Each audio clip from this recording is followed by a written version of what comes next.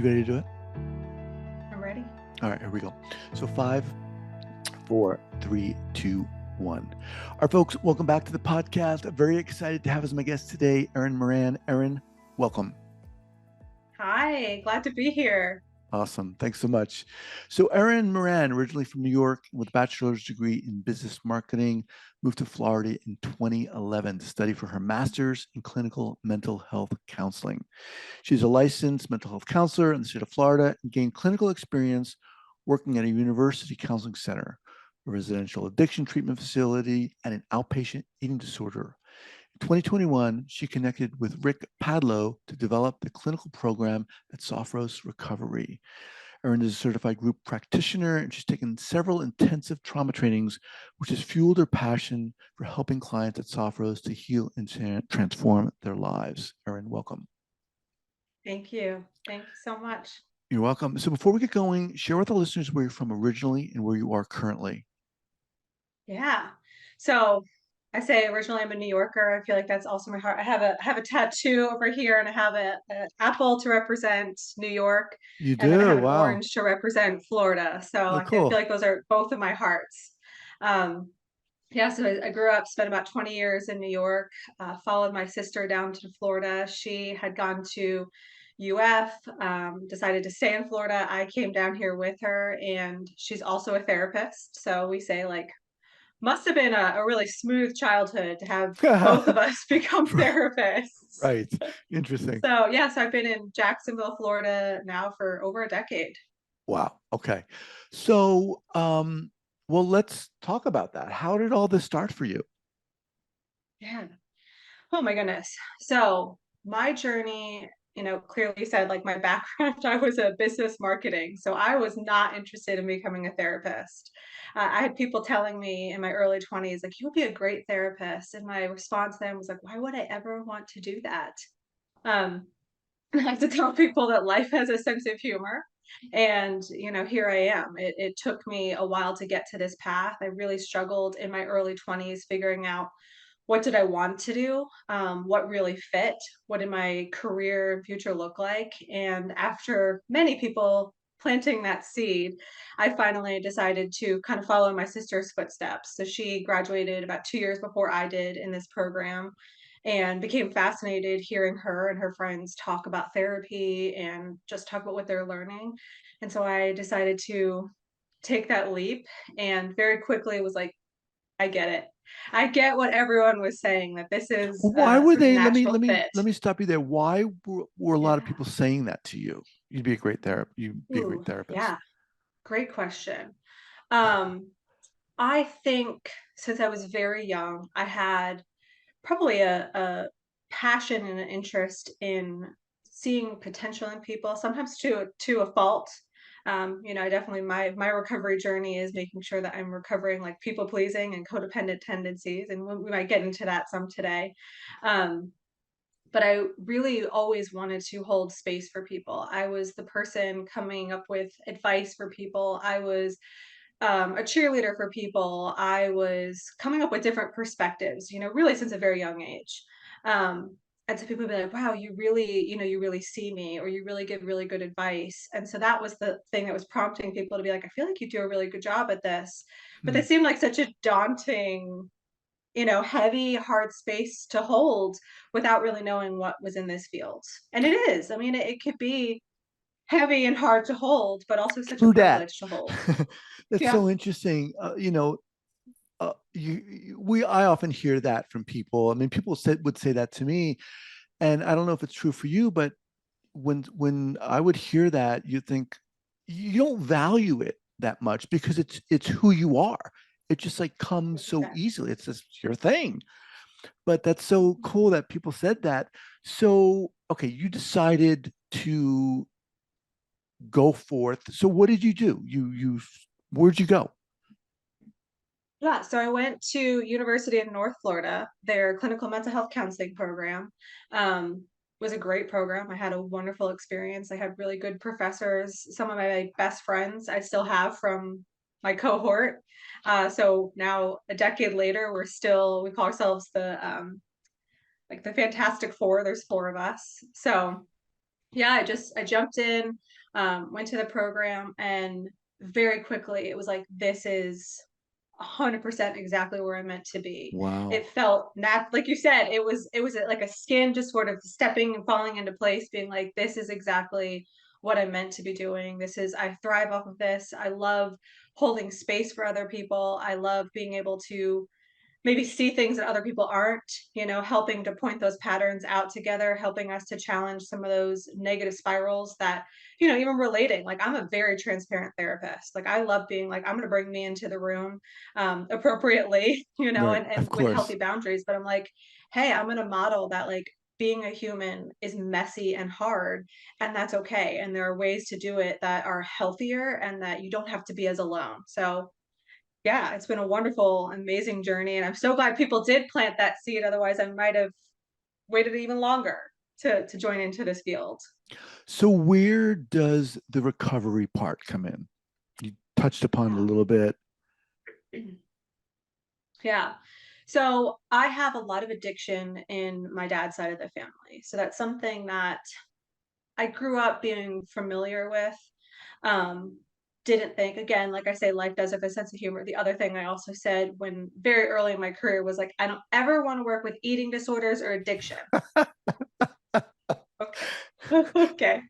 Um, and because I really struggled early on in my career, or in my life, figuring out what I wanted to do with my career, I really felt like I wanted to work with college students. That sort of, I'm not a kid anymore, but yet what is this adulting thing? And, who am I? And I loved that. And that's where I started my first 4 or 5 years of my career. Um, was an amazing experience, had amazing colleagues, amazing mentors, and then I was sort of like, well, what else? I kind of got into some of my trauma, my passion for trauma, um, got exposure to group therapy, started supervising new therapists at that point. And I was like, what else? And I just happened to apply to a job at a residential addiction facility and fell in love. Took that leap and was like, wow, it was a whole new world. I mean, people who are struggling with addiction say like it's a symptom of mental health. It's a symptom of trauma. It's a symptom of anxiety, depression, so many wounds that have existed in our life.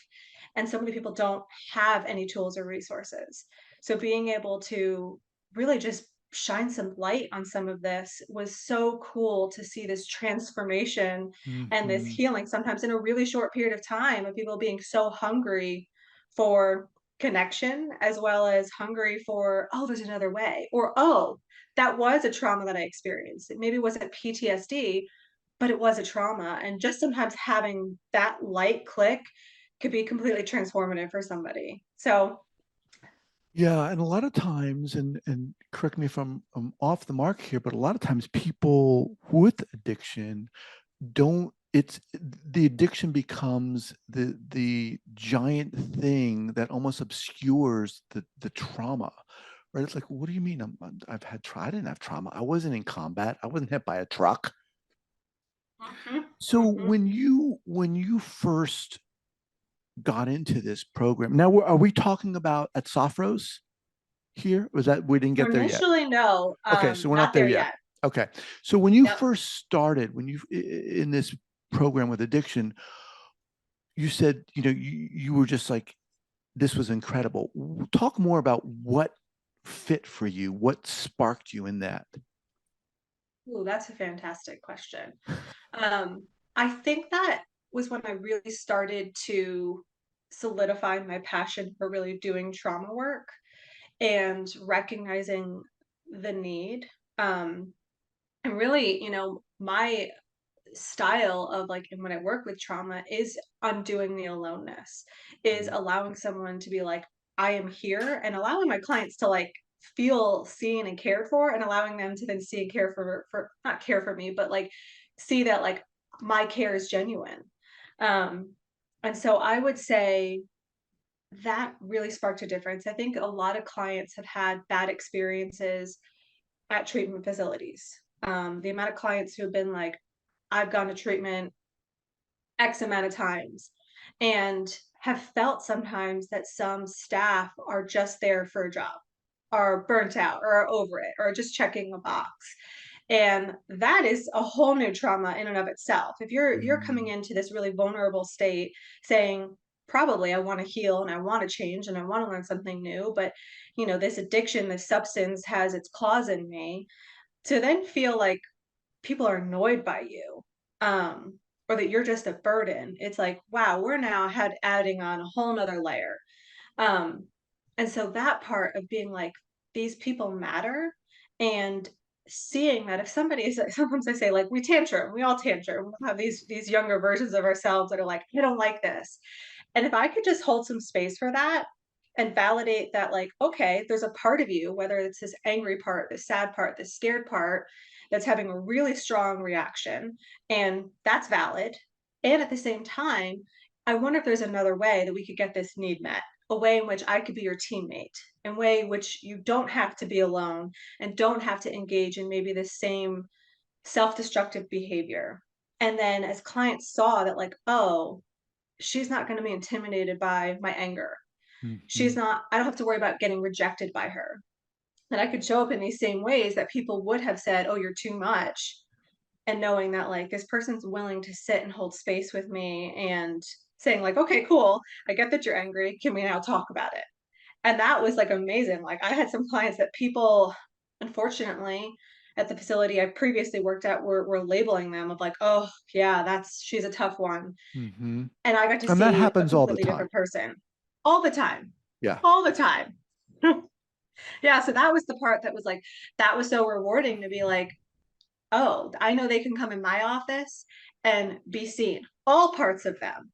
And then that gives them permission to start to show up as a different version of themselves. So Where does that was this the part that was so good. where does all this I mean, you sound amazing. Where does this come from? Did you start out like this? I think if you probably were to ask my family, probably came out of the womb in some ways. So I think from my own trauma, that's the reality of it. It's like I love my family and I'm very grateful that I have several family members who have really done the work as well. We've had to have some really hard conversations, but the reality is I grew up with a lot of conflict in my house. And so I was sort of thrust into this therapist role from a very young age. That's why I Mhm. say that people pleasing codependent, I 100% took on the label of like being the good daughter, whatever that may mean. Really lost my connection with myself, which makes sense. My struggles in my 20s, like, how would I figure out my career when I didn't even know how to really connect with what was my truth? Being willing to let people be angry and upset with me. So yeah, from a very young age, I was playing a therapist for my parents, trying to de-escalate conflicts, trying to help them to slow down and make sure that they're talking to each other and not storming and slamming doors and name Mhm. calling and all of that. So, really just growing up in a highly emotionally reactive household with a lens and a mask of thinking it was a super loving household, and then also Right. realizing like, oh, but maybe A and B aren't adding up. So I say it's like in some ways that's the resiliency that can come from trauma is there was a lot of hurts, a lot of things that I had to shed, in my life, and a lot of therapy that I had to go to be like, this isn't serving me. Being a people pleaser, being codependent, telling people what I think they want to hear just to avoid rejection and avoid conflict is causing them pain, me pain. I don't even know who I am. And so I had to work on those things. But then the other part of it is I give me an angry client, give me a client who wants to scream, and I'm like, sign me up. Like I can de-escalate like nobody's business. I'm like, I got this. So I'm like, I could take these things that were these beautiful traits that really helped me to become an amazing therapist and to be patient and to see all perspectives. Like that's probably why I am so good at the addiction world is I could see all of the parts and all of the Mm. parts play their roles. And yet I have to work on, and this is the benefit of becoming also a therapist, is I had to work on, oh, anger is okay, and conflict is Mhm. so beautiful because it gives us the opportunity for repair. So it's been a Awesome. cool life journey. Yeah, yeah, beautifully said. So now, forgive my naivete here, but um, there seems to be an understanding, like a cultural understanding, that uh, recovery is a long process, right? It's almost understood like you're going to go into recovery multiple times. That seems to be understood? Is there truth to that? Is that just the way it is? think I think absolutely. Um, and I think, this is where it's not just substances. I view recovery as recovery from maladaptive, unhealthy, harmful behaviors and ways of thinking. And that is undoing like a huge Mm, foundation and framework. For most of us, it's childhood or it's our early relationships. It's the way that we view life, the way that we view relationships, the way that we right. view relationships with authority figures, with men, with women. And we develop these ways of coping. And so for a lot of people, I think all of us numb out in some ways, whether it's I'm taking a nap, I'm gonna, spend hours on TikTok, I'm gonna go shopping, I'm gonna, have an unhealthy relationship with food and either eat, too much or too little, or I'm gonna, engage in a substance to try and, I mean, it's so common of people being like, talking about wine moms. I've had a stressful day. I'm gonna have my wine after work, Right, right. All right. So it is a Let lifelong journey. I love that point. Yeah. Let's talk about Sophros. So Yeah. Sophros Recovery, how did that come about? Yeah. So our CEO is in recovery himself. He is a very smart and talented individual, and I feel very lucky to have had us just kind of stumble into each other's lives. A person I previously worked at the residential facility had reached out to me years later. I was no longer at the residential facility and thought I was like, I need a break from treatment centers. I had unfortunately a lot of um, not the best experiences with leaders throughout my career and was like, I'm gonna just do my private practice. I'm gonna do this thing on my Hmm. own. Um, and this guy reached out and said, "Hey, there's an IOP PHP opening in Jacksonville, Florida, and this guy's looking for a clinical director and someone to develop the program. And I'm not really in it, but I'll get you guys in contact." And got in contact with Nick, and stars aligned. So him being in his recovery journey, he really felt passionate about this level of care. There's a lot of residentials, and there's a lot of really good residential facilities. There was not an abundance of this sort of aftercare. And there's a lot of outpatient therapists, not enough, but Hmm. they do exist. And so this in between level, which I love, I think it's like the cream of the creme, or however that saying goes, it is like perfect for me because it's intensive. You get to work in a team. The clients get really immersed in this healing, but yet they're not away from life. They're still having to deal with triggers. They're still having to go to the grocery store and drive Hmm. past the liquor store and still exist, still have to plan for dinner and deal with traffic. But they get really intense support. So that's why I love it. But yeah, we just kind of came into each other's lives and our values really aligned. He really, really cares about the clients. Like client-centered passion is, you would think he's a therapist. He's not. He's a West Point grad, Stanford MBA. Like he's definitely like more of a So business he guy, but created Sophros in and of itself, he the whole created the business the and business. then Okay. I created the clinical. Okay. So like I developed the group program. I, Wow. created the therapy component. I don't know how I did it, but I did it. Now, just to be clear, so this is not a residential facility. It is not. Okay. Mhm. So anyone can go there, or is it most opportune or most optimized for people who've already done residential and then they come to you guys? So we do both. We Okay. have some people who have done residential and then they step down. So it's like the step down aftercare. But we have some people who maybe don't meet criteria for residential. It's not necessarily that severe, or some people who are just flat out refusing. And then they also go. So like I view addiction on such a spectrum. And so Hmm. it's that part of it being like some people maybe aren't. to that super severe, like they could stop on their own, but we don't want to just white knuckle it. We don't want to just be like, okay, I'm not using a substance, but I've not developed any new tools. So that's where we come in to really not only how to stay sober tools, but how to human healthier, how to exist in this world in a more balanced way. And that's where we come in and really provide those tools, provide that support, provide this safe, supportive, loving environment. So yeah, as anyone, I say it's sort of like a part-time slash full-time job, and that's the people who, come and really invest and immerse themselves into this program. Because you're getting groups, you're getting individual, we have medical providers, like you're just getting Wow. kind of Sounds amazing. a warm hug. Yeah. It Oh, it sounds is. amazing.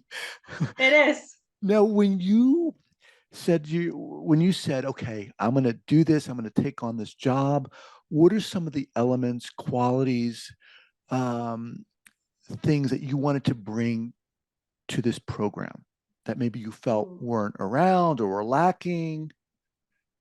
yeah. I think first and foremost, I wanted to hire well. And I wanted to ensure my team also felt safe, supported, respected. Um, I don't necessarily think treatment is fully reinventing the game. There's bits and pieces Hmm. with it. Like, so we do offer yoga, we have nutrition, health, and wellness.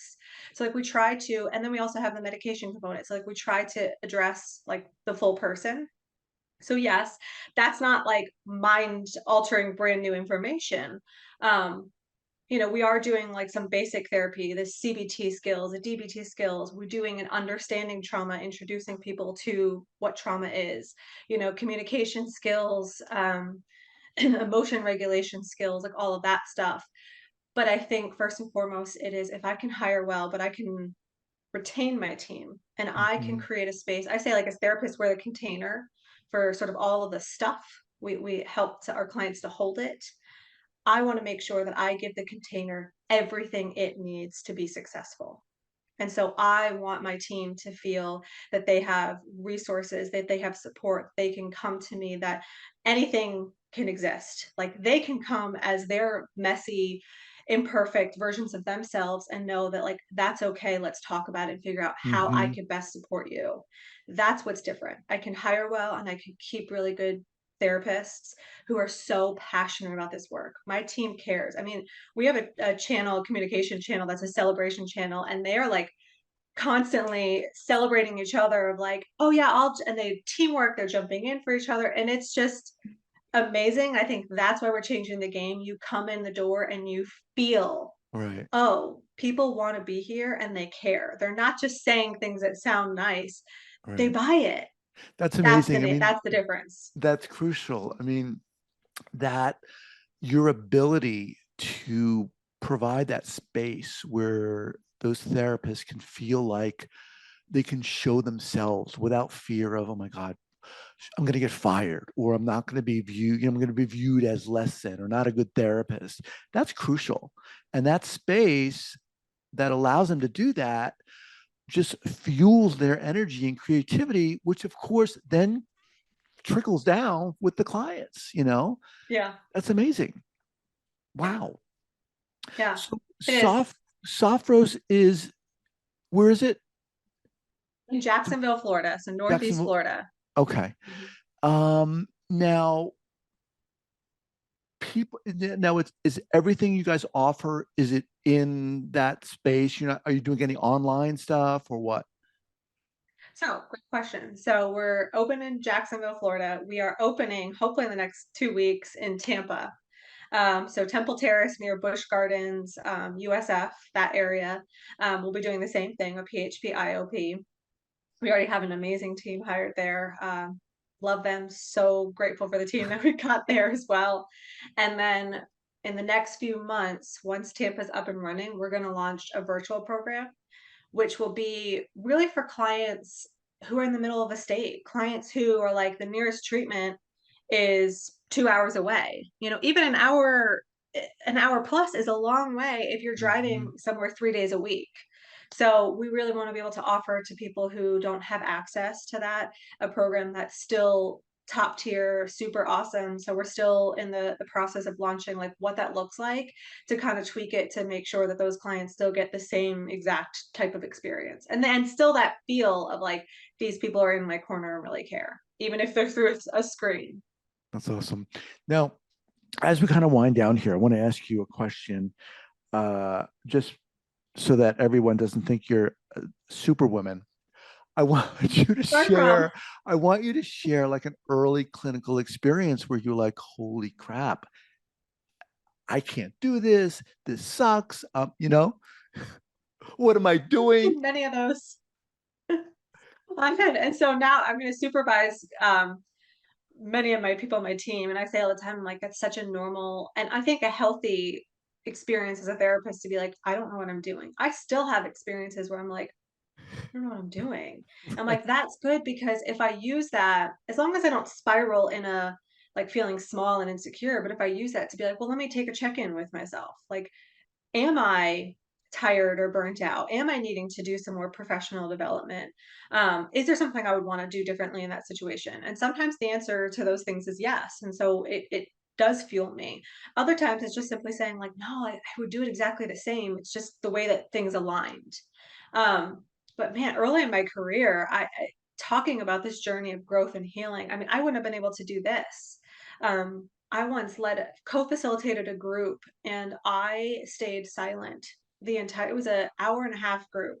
And I didn't say a word. And I was a facilitator of this group. I didn't ask a question. I had a lot of thoughts in my head, but I just censored everything. And my co-facilitator at the end was like, what happened? Right. And I was like, I was so anxious and I don't know. And like, and I just allowed my fears and my censoring of myself to exist, which it still does exist, but it was in the forefront. Mhm. And that was such a valuable lesson for me because as I was telling her, like, well, I thought about this at this moment, or I would have said this. She was like, those were brilliant. That was perfect. Right. And so it really kind of was like, I learned that I just have to sometimes take a risk and I also learned, which I now teach my team, that there's not much that we could do wrong. We can, sometimes maybe make mistakes, but sometimes mistakes are beautiful because they give us an opportunity for that repair. It gives us an opportunity to even deepen and strengthen the connection. So that was a really valuable and awkward and uncomfortable learning experience, but one that I still reflect on because I'm like, wow, I started out feeling so small and that I could be wrong and I could do harm. And was like, let me just quiet, let me keep myself wrapped up so tight. And I recognized that like that was serving no one and no one would benefit from me blooming. And so I really learned to try and take those risks and it's scary and it's hard. It's still scary. I mean, doing these podcasts, like I still had a little bit like my heart racing ahead of time, but it was like, okay, like I could do the risks and the scary things because usually it's worth it. Yeah, that's amazing. You're amazing. I love talking to you, man. Love to have you back at a Thank later you. time. Yeah. Yeah, You're I so would love to be inspiring. back. I know a lot of people Thank listening you. to this going, "Oh my God, yes," and that's what a lot of people need and can benefit from. All right. So what's the best way for people to reach out and contact you, Erin? Yes. So you could go to sophrosrecovery.com and that's Sophros, sophrosrecovery.com. If people want to reach me personally, my email's super easy. It's Erin, Erin, at sophrosrecovery.com.